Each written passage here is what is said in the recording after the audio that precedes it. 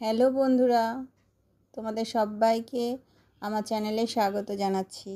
ভিডিওটি শুরু করার আগে তোমাদের কাছে ছোট্ট একটা অনুরোধ, আমার ভিডিওটি যদি ভালো লাগে তাহলে একটা লাইক করে দিও, আর ভিডিওগুলো একটু বেশি বেশি করে শেয়ার করে দাও যাতে আরও মানুষের কাছে পৌঁছে যায়। আর নতুন নতুন তথ্য যদি জানতে চাও অবশ্যই চ্যানেলটা সাবস্ক্রাইব করে রাখো, অনেক নতুন নতুন তথ্য আসছে।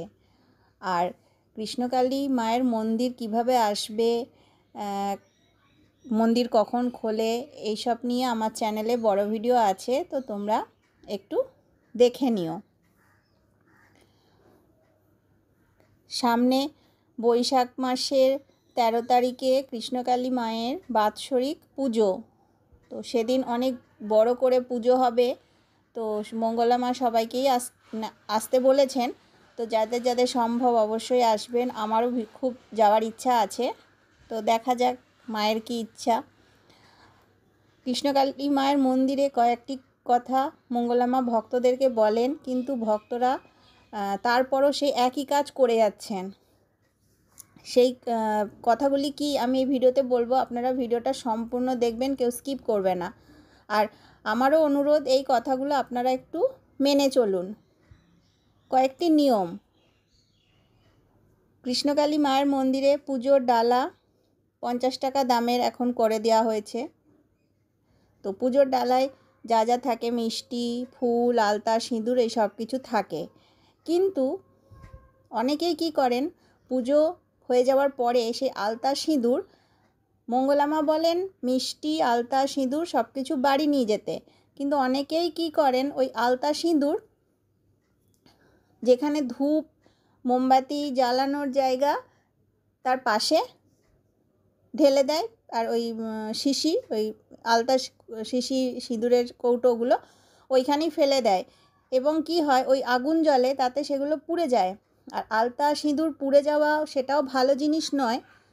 তাই মঙ্গলা মা বারবার বলেন, আপনারা এই ভিডিওটাতেও দেখবেন, ওই এক জায়গায় দেয়ালের কাছে প্রচুর আলতা সিঁদুর এসব শিশি পড়ে আছে। তো সেটাই উনি বারবার বলছেন যে আলতা সিঁদুর কেউ পুজো করা আলতা সিঁদুর নিয়ে যান।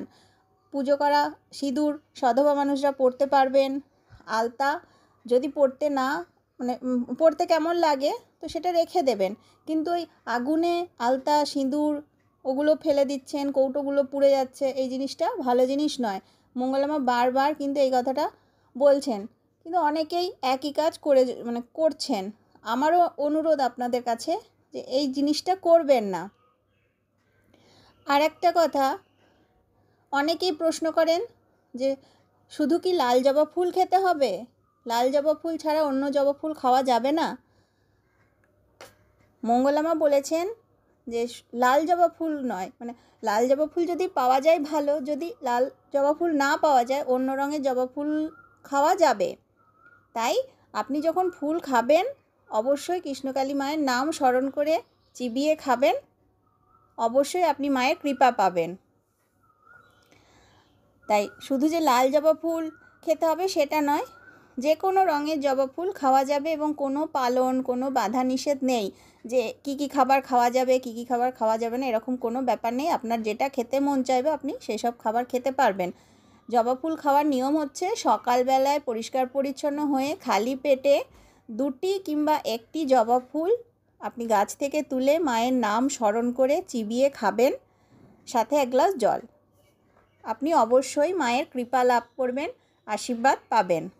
যাদের কোনো রোগ আছে, কোনো সমস্যা আছে, খেতে পারেন, মায়ের আশীর্বাদ পাবেন। আর কৃষ্ণকালী মায়ের মন্দিরে নাম জপ করে কিন্তু প্রচুর মানুষ উপকার পেয়েছেন। ধরুন জবা ফুল খায়নি, শুধু কৃষ্ণকালী মায়ের নাম জপ করেছেন, তাতেও কিন্তু উপকার হয়, এবং প্রচুর মানুষ নাম জপ করে উপকার পেয়েছেন। প্রথমে ফোনে তারা ভিডিও দেখেছেন, তারপর ফোনে ভিডিও দেখে মায়ের নাম জপ করে উপকার পেয়েছেন, তারপরে মায়ের কাছে পুজো দিতে এসছেন। সব সময় মন্দিরে আসা হয় না, তো ভিডিও দেখে মায়ের নাম জপ করে উপকার পেয়েছেন, এরকম ঘটনা প্রচুর আছে। আপনার মনে যদি বিশ্বাস থাকে, ভক্তি থাকে, আপনি মায়ের নাম জপ করলে অবশ্যই আপনি ফল পাবেন। ধৈর্য ধরে থাকতে হবে, আপনি অবশ্যই ফল পাবেন। কৃষ্ণকালী মা জাগ্রত, কৃষ্ণকালী মা জীবন্ত। মায়ের কাছে, কৃষ্ণকালী মায়ের কাছে এসে কেউ খালি হাতে ফিরে যায় না। কৃষ্ণকালী মায়ের কাছে এসে খালি হাতে এলে ভরা হাতে ফিরে যায়। কৃষ্ণকালী মায়ের মন্দিরের কাছ থেকেই টোটো পাওয়া যাবে। আপনারা পুজো দিয়ে যখন ফিরবেন, স্টেশন বাস স্ট্যান্ড যাবেন, টোটো পাওয়া যাবে। টোটো ভাড়া মাথা পিছু 30 টাকা। তো টোটো পেয়ে যাবেন। তাছাড়া মন্দিরের কাছেই বাস দাঁড়ায়, বাসে করেও আপনারা যেতে পারবেন। তাছাড়াও কৃষ্ণকালী মায়ের মন্দিরে প্রত্যেক দিন মাকে ভোগ দেওয়া হয়। তো আপনারা সেখানে ভোগ খেতে পারবেন। অনেকেই প্রত্যেক দিনই কেউ না কেউ মাকে ভোগ নিবেদন করেন। আর বাৎসরিক পুজো 13ই বৈশাখ 27শে এপ্রিল রবিবার অমাবস্যাতে। সেদিন অনেকেই কমেন্ট করেন কিভাবে আসবেন, কৃষ্ণকালী মায়ের মন্দিরে কিভাবে আসবেন। আমার চ্যানেলে বড় ভিডিও আছে, আপনারা একটু দেখে নিন। সেখানে ডিটেলস বলা আছে, বাসে করে, ট্রেনে করে কিভাবে আসবেন, টোটোকে কি বলতে হবে, সব কিছু বলা আছে। আমি এখানে ছোট্ট করে একটু বলে দিচ্ছি।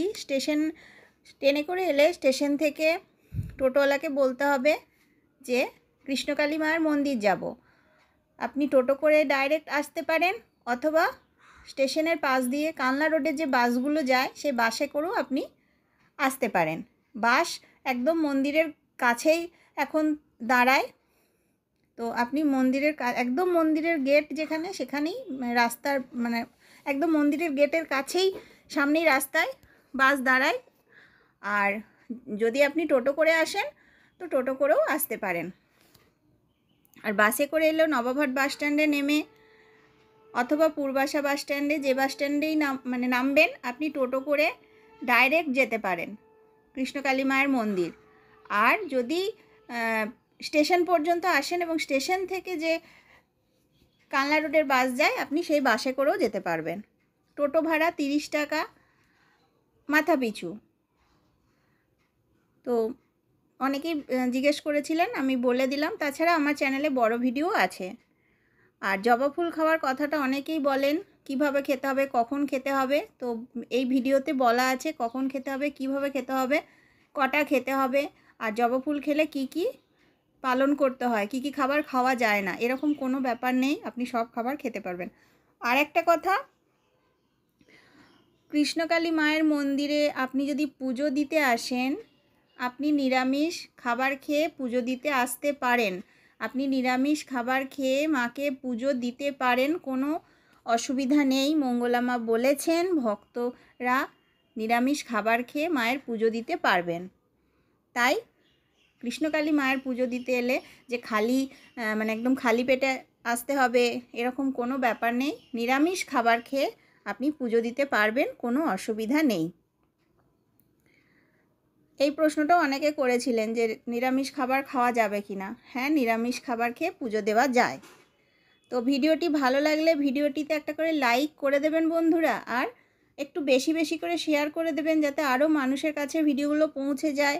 নতুন নতুন আরও অনেক ভিডিও আসছে, অনেক তথ্য থাকবে তাতে, যে তথ্যগুলো আপনাদের অনেক উপকার হবে জানলে। তো চ্যানেলটাও সাবস্ক্রাইব করে রাখুন, আর ভিডিওগুলো একটু বেশি বেশি করে শেয়ার করে দিন। আপনাদের যদি কোনো প্রশ্ন থাকে কৃষ্ণকালী মায়ের মন্দির সংক্রান্ত, অবশ্যই কমেন্ট বক্সে করবেন, আমি উত্তর দিয়ে দেবো। আর যারা এখনও মন্দিরে আসেননি আর যারা মন্দিরে এসেছেন, অবশ্যই কমেন্ট করবেন কারা কারা এসেছেন আর কারা এখনও আসেননি। আমি তো বলবো সবাই মন্দিরে আসুন। কৃষ্ণকালী মা জাগ্রত, কৃষ্ণকালী মা জীবন্ত। মায়ের কাছে এসে কেউ খালি হাতে ফিরে যায় না।